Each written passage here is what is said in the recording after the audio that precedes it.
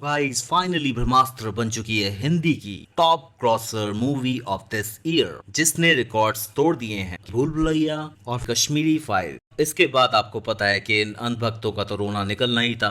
तो गाइस बड़े सारे क्वेश्चन है दिमाग में कि ब्रह्मास्त्र मूवी अच्छे कलेक्शन जरूर कर रही है, बट इसका जो बजट है वो बहुत ज्यादा है। तो मैं आपको आसान भाषा में जल्दी से एक्सप्लेन करने वाला हूँ कि क्यों Brahmastra without even 400 crore is already in the profit, और इसी का रीजन है ब्रह्मास्त्र 2 भी अनाउंस हो गई है। लेकिन उससे पहले मैं एक स्पॉइलर वार्निंग दे दूं अंधभक्तों को, ये इन्फॉर्मेशन आपके लिए हानिकारक हो सकती है, क्योंकि ये सुनने के बाद आपके कानों में से धुआं निकलेगा, आंखों में से आंसू निकलेंगे और पिछवाड़े में लात पड़ेगी। सोच समझ के ही रुकिएगा।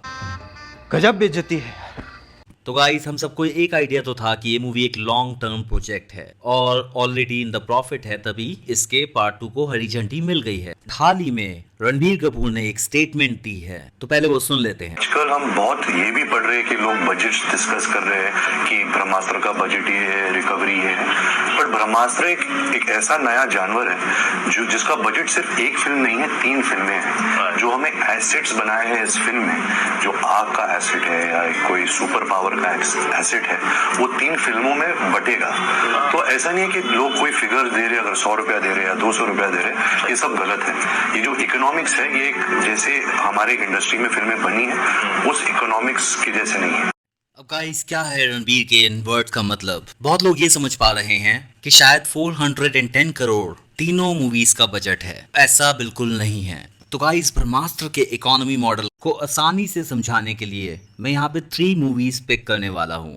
1 मार्वल की एवेंजर्स एंड गेम, 2 बॉलीवुड की gangs of Wasseypur and 3 Baahubali.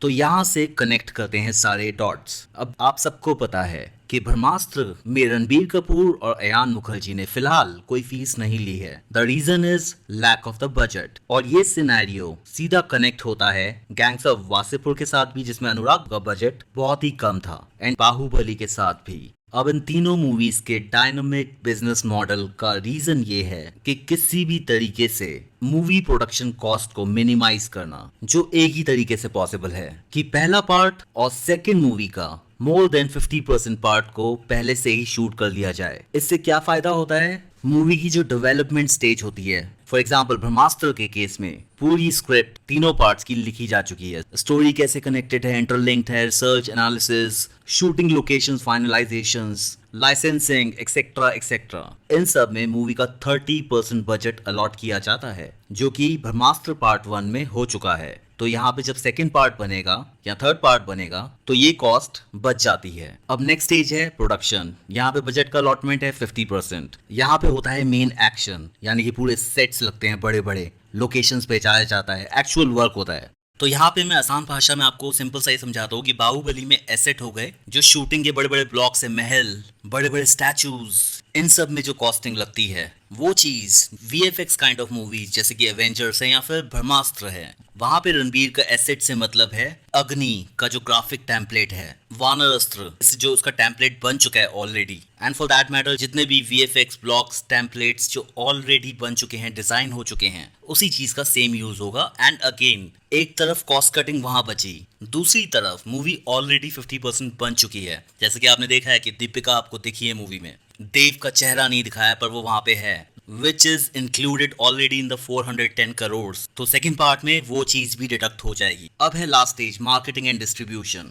जिसमें मूवी का 30% से एक्स्ट्रा ओवर बजट भी चला जाता है। लेकिन यहाँ पे वो बजट रेस्ट्रिक्ट होके 10% हो जाएगा, जिसका सिंपल सा एग्जांपल ये है कि बाहुबली में एक चीज छोड़ दी थी, कटप्पा ने बाहुबली को क्यों मारा। ये क्वेश्चन ही काफी था मूवी की हाइप बनाने के लिए। यहाँ पे सेम हाइप बन चुकी है कि देव कौन है। तो इस तरीके से मार्केटिंग में भी कॉस्ट भारी मात्रा में कम हो जाएगी। इसके अलावा जब ब्रह्मास्त्र ओटीटी पे जाएगी तो एक बार सब देखेंगे, 2 बार देखेंगे, लेकिन पार्ट 2 के रिलीज से पहले भी एक स्पाइक आएगा देखने में, सब एक बार जरूर देखेंगे। और बाहुबली 2 के केस में तो मूवी दोबारा भी रिलीज हुई थी, बाहुबली 1 थोड़े टाइम के लिए, तो ये भी हो सकता है यहाँ पे। तो यही मतलब था रणबीर कपूर का कि जो 410 करोड़ है उसका 30 to 40% at the max part 2 में लगने वाला है, and same goes for the part 3। और पार्ट 3 के बाद डिसाइड होगा कि एक्चुअल बजट क्या था, एक्चुअल कॉस्ट क्या थी और एक्चुअल प्रॉफिट कितना निकल के आया, जिसकी अर्निंग में उतना ही डिफरेंस होगा जितना बाहुबली 2 और बाहुबली 1 में था। So that is the economy, that is the business model of Brahmastra.